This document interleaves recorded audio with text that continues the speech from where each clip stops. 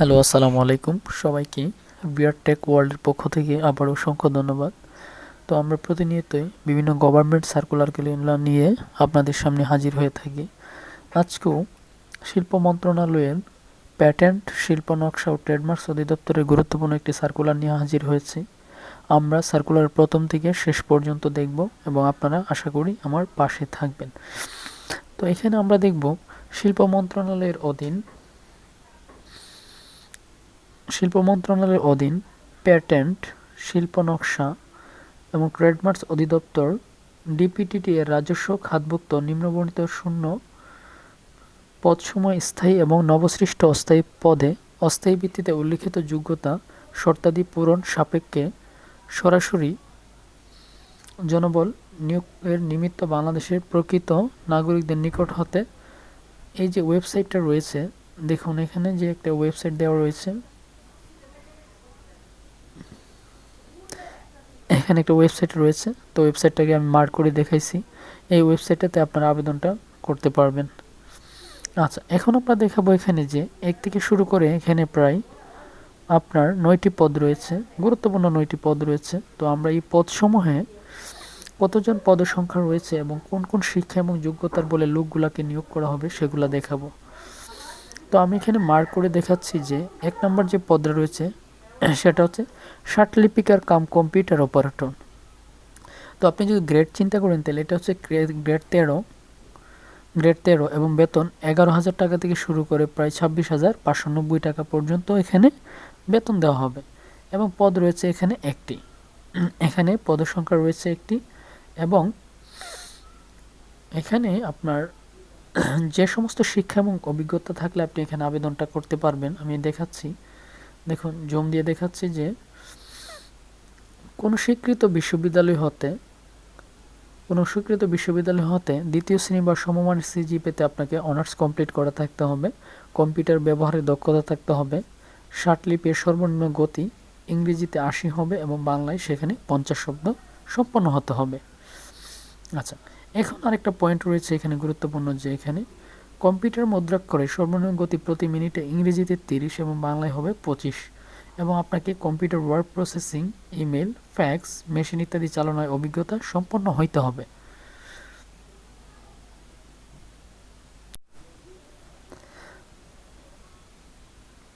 তো এখানে 1 নম্বর পদটা গেল ষাটলিপিকার কাম কম্পিউটার অপারেটর। এখন আমরা 2 নম্বর পদে আসব। 2 নম্বর যে পদটা রয়েছে সেটা হচ্ছে কম্পিউটার অপারেটর, গ্রেড 13, বেতন স্কেল 11,000 টাকা থেকে শুরু করে বেতন হচ্ছে আপনার 26,590 টাকা পর্যন্ত বেতন এখানে প্রদান করা হবে। আচ্ছা, এখানে আমরা দেখে নিব যে পদের সংখ্যা রয়েছে একটি এবং কোনো স্বীকৃত বিশ্ববিদ্যালয় হতে বিজ্ঞান বিভাগে আপনাকে অনার্স কমপ্লিট করা থাকতে হবে। কম্পিউটার মুদ্রাক্ষরে প্রতি মিনিটে বাংলায় 25 শব্দ, ইংরেজিতে 30 শব্দের গতিসহ সংশ্লিষ্ট বিষয়ে স্ট্যান্ডার্ড অ্যাপটিটিউড টেস্টে উত্তীর্ণ হতে হবে। তো এখানে গেল আপনার 2 নম্বর যে পদটা রয়েছে সেটা। এখন আমরা আসি, আমাদের এখানে গুরুত্বপূর্ণ পদ হচ্ছে 3 নম্বর পদটা এখানে একটি গুরুত্বপূর্ণ, তো যেখানে 60 মুদ্রাক্ষরে কাম কম্পিউটার অপারেটর, গ্রেড হচ্ছে এখানে 14। তো এখন আমরা দেখে নিব যে এখানে বেতন সংখ্যা কিন্তু 10,200 থেকে 24,680 টাকা পর্যন্ত রয়েছে এবং এখানে আপনার এখানে দেখাচ্ছি যে এখানে প্রায় 4 জন লোক নিয়োগ করা হবে। তো এখন আমরা দেখাচ্ছি এখানে যে কোন কোন শিক্ষা এবং অভিজ্ঞতা লাগবে। দেখুন, বলা হচ্ছে কোনো স্বীকৃত বিশ্ববিদ্যালয় হতে দ্বিতীয় শ্রেণী বা সমমানের সিজিপিতে স্নাতক ডিগ্রি, কম্পিউটার ব্যবহারের দক্ষতা, ষাটলিপির সর্বনিম্ন গতি প্রতি মিনিটে আপনার এখানে 70 এবং বাংলায় হবে 45 এবং এখানে বলা হয়েছে যে কম্পিউটার মুদ্রাক্ষরে সর্বনিম্ন গতি প্রতি মিনিটে ইংরেজিতে 30 এবং বাংলায় 25 এবং এখানে আরেকটা গুরুত্বপূর্ণ বিষয় হচ্ছে আপনার যে computer word processing, email, fax, machine ইত্যাদি চালানোর দক্ষতা অভিজ্ঞতা থাকতে হবে। তো এখানে বলা হয়েছে যে আপনার 60 মুদ্রার কাম কম্পিউটার অপারেটরে, এই যে আমি এই পয়েন্টগুলো দেখাইছি আপনাকে, এখানের যে পয়েন্টগুলো, সেই পয়েন্টগুলো যদি আপনি দক্ষ হয়ে থাকেন বা বুঝতে পারেন তাহলে আপনি এখানে আবেদনটা করে নেবেন, ঠিক আছে। তো এখন আমরা দেখব যে গুরুত্বপূর্ণ আরেকটি পদ, সেটা হচ্ছে অফিস সহকারী কাম কম্পিউটার মুদ্রাক্ষরিক, যেটা হচ্ছে বেতন গ্রেড 16 এবং বেতন সংখ্যা হচ্ছে আপনার এখানে ৯৩০০ থেকে ২২,৪৯০ টাকা। এখানে আমরা দেখব 12টা পদ রয়েছে, স্থায়ীভাবে 5টা এবং অস্থায়ী রয়েছে এখানে 7টা। এবং এই যে পয়েন্টটা রয়েছে, এই পয়েন্টে এখানে আপনার যদি আপনি অফিস সহকারী কাম কম্পিউটার অপারেটরে আবেদন করেন তাহলে আপনার এই সমস্ত শিক্ষা এবং অভিজ্ঞতা লাগবে। তো আমরা এখানে দেখে নিই কী কী শিক্ষা এবং অভিজ্ঞতা লাগে।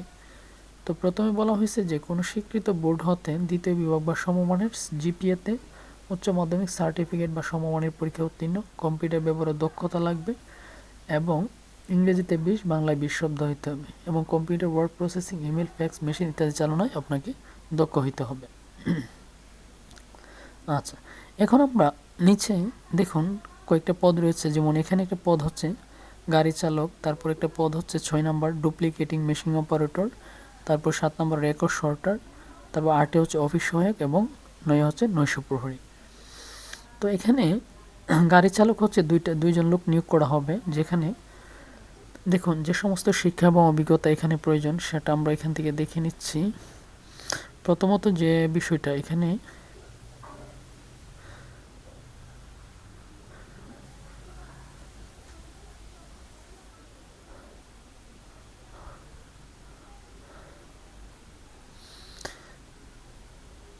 আচ্ছা, এখানে আমরা দেখি কোনো স্বীকৃত বোর্ড হতে জুনিয়র স্কুল সার্টিফিকেট বা সমমানের পরীক্ষায় উত্তীর্ণ হতে হবে, হালকা গাড়ি চালনায় বৈধ হালকা ড্রাইভিং লাইসেন্স এবং অভিজ্ঞতা সম্পন্ন চালকগণ অগ্রাধিকার পাবেন।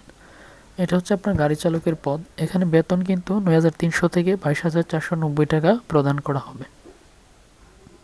আচ্ছা, এখন আমরা দেখব এখানে যে 6 নম্বর যে পদটা রয়েছে সেটা হচ্ছে ডুপ্লিকেটিং মেশিন অপারেটর বা ফটোকপি অপারেটর।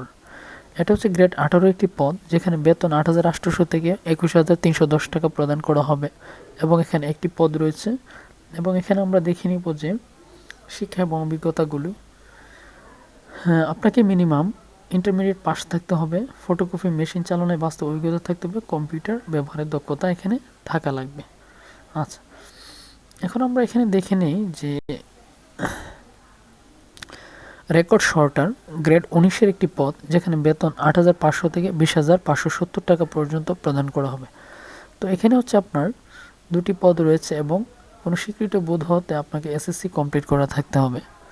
তারপর এখানে রয়েছে আপনার অফিস সহায়ক, যেখানে 8টি পদ রয়েছে, স্থায়ী 2টি এবং অস্থায়ী হচ্ছে 6টি। এখানেও আপনাকে এসএসসি কমপ্লিট করা থাকতে হবে এবং নৈশপ্রহরীতে আপনাকে 8ম শ্রেণী ফার্স্ট এবং 2টি পদ এখানে রয়েছে। আচ্ছা, এখন আমরা কিন্তু দেখুন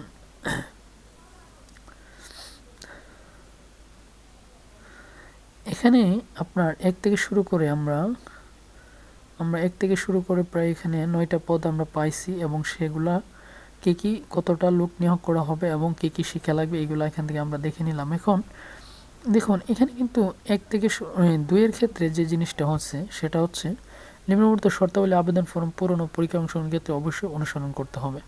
আপনি ক থেকে শুরু করে নিয়ে এখানে ট পর্যন্ত বিষয়গুলো ভালো করে পড়ে নেবেন, ঠিক আছে? কারণ এখানে আবেদন করতে গেলে ওই পয়েন্টগুলো খুব গুরুত্বপূর্ণ বা ভাইটাল। তো এখন এখানে আমরা একটা জিনিস দেখাচ্ছি যে আবেদনপত্র পূরণ সংক্রান্ত।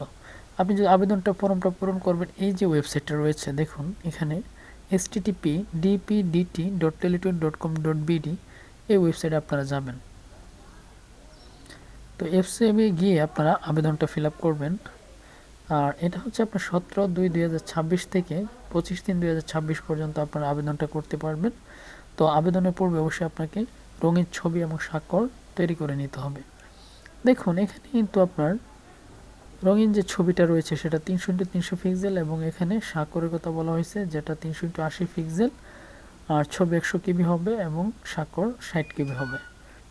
তো এভাবে আপনার ছবি এবং স্বাক্ষরগুলো থাকবে।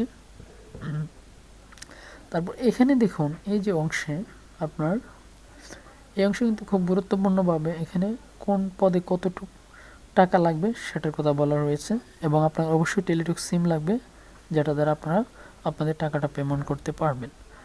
তা এখানে আরেকটা বিষয় দেখুন যে দেখুন এখানে এসএমএসটা দিতে হবে এবং 2 এর ক্ষেত্রে এখানে দ্বিতীয় এসএমএসটা প্রেরণ করবেন। তো এইভাবে আপনারা আবেদনটা কমপ্লিট করবেন। তো আপনারা ভিডিও শেষ পর্যন্ত দেখবেন এবং এখানে আপনার সবচেয়ে গুরুত্বপূর্ণ পয়েন্ট হচ্ছে এখানে এই যে ওয়েবসাইটটা রয়েছে, এই ওয়েবসাইটে গেলে কিন্তু আপনারা এই যে সার্কুলার থেকে শুরু করে নিয়ে আবেদন সব কিছু আপনারা পেয়ে ফেলবেন। তো সবাইকে আবারও অসংখ্য ধন্যবাদ জানিয়ে ভিডিওটি এখানে সমাপ্ত করলাম। কারো কোনো কিছু জানার থাকলে ভিডিওর নিচে কমেন্ট করতে পারবেন।